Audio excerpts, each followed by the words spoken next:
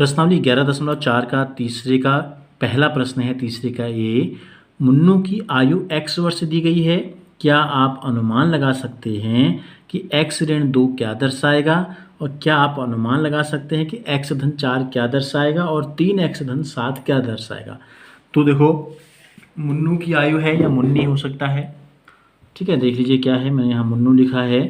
तो आयु दी गई है ये x, तो ये भी आयु होगी। x ऋण 2 का मतलब क्या है, x ऋण 2 का मतलब है x से 2 कम। x धन 4 का मतलब क्या है, x से 4 ज़्यादा।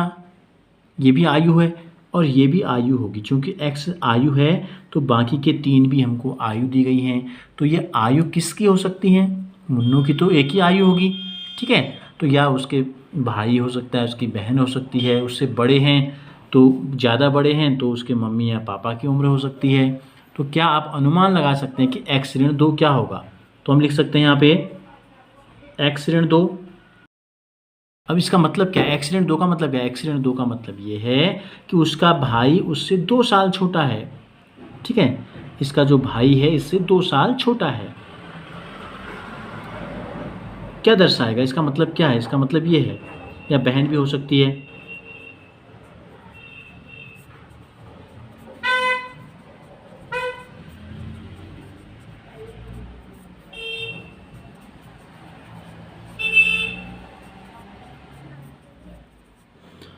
तो ये अनुमान हम लगा सकते हैं। इसी प्रकार x धन 4 क्या है, x से 4 साल बड़ा है। क्या हो सकता है, ये उसका बड़ा भाई भी हो सकता है, ये छोटा था ये बड़ा भी हो सकता है, बहन भी हो सकती है। तो मुन्नू की, इसका मतलब है उसकी जो बहन है या दीदी भी लिख सकते हैं, उससे 4 वर्ष से बड़ी है। तो हम ये अनुमान लगा सकते हैं कि x धन 4 का मतलब क्या है, चाहे उसका भाई हो चाहे उसकी बहन हो, 4 साल एक बड़ा है और एक 4 साल 2 साल छोटी या छोटा है। अब 3x धन 7 क्या होगा, ये क्या है, x का तिगुना और उससे 7 ज़्यादा। 3x धन 7 का मतलब क्या है, अगर ये x 10 है तो इसका मतलब पूरे का मतलब कितना हो जाएगा, 10 3 30 धन 7 यानी कि 37। तो 37 साल का तो उसके भाई बहन होंगे नहीं इतने बड़े, तो ये हो सकती है उसकी मम्मी की उम्र हो। ठीक है, तो ये लिख सकते हैं मुन्नू की, या मुन्नी है तो मुन्नी की माँ की उम्र ले लेते हैं हम। तो इसका मतलब क्या है, इसका मतलब है मुन्नू की जो माँ है, ठीक है, मुन्नू की माँ, उसकी आयु की तिगुनी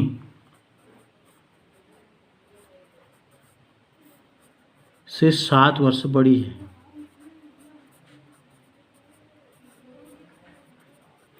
तो इनके अनुमान, क्या अनुमान हम लगा सकते हैं, ये हमने लगाया कि ये उससे 2 साल छोटा भाई या बहन है, ये उससे 4 साल बड़ी भाई या बहन है, और ये उसकी माँ की उम्र है।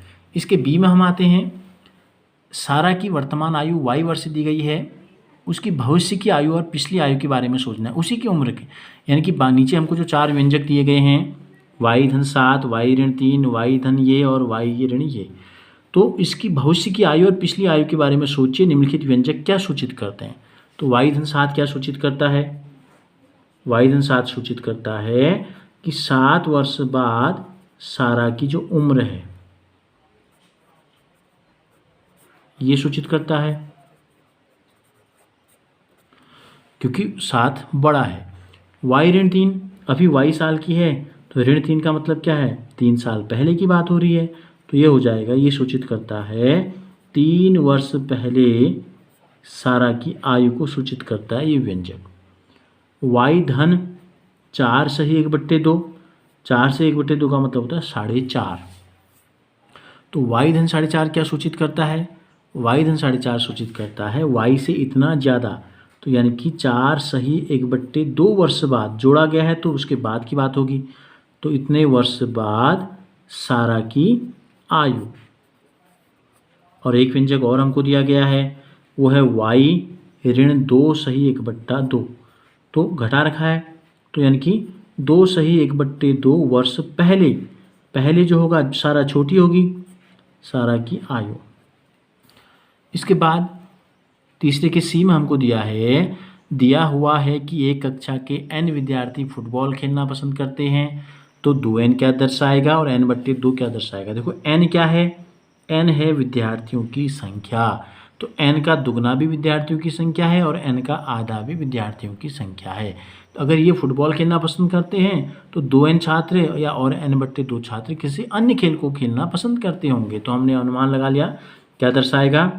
तो हम ये लिख सकते हैं 2n छात्र किसी अन्य खेल को, या किसी अन्य का कोई नाम लिख लेते हैं, फुटबॉल है तो हम ये लिख लेते हैं कितने छात्र जो है क्रिकेट खेलना पसंद करते हैं।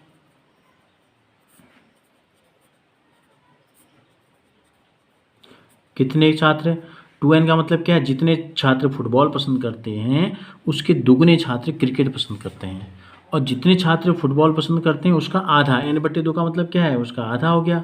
तो इतने छात्र क्या पसंद करते हैं? वॉलीबॉल पसंद करते हैं, या कोई और खेल भी आप लिख सकते हैं, वॉलीबॉल खेलना पसंद करते हैं।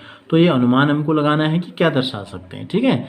ये भी दिखा सकते हैं कि इतने छात्र कोई अन्य खेल पसंद करते हैं फुटबॉल के अलावा, तो कुछ भी नाम हम उनको दे सकते हैं।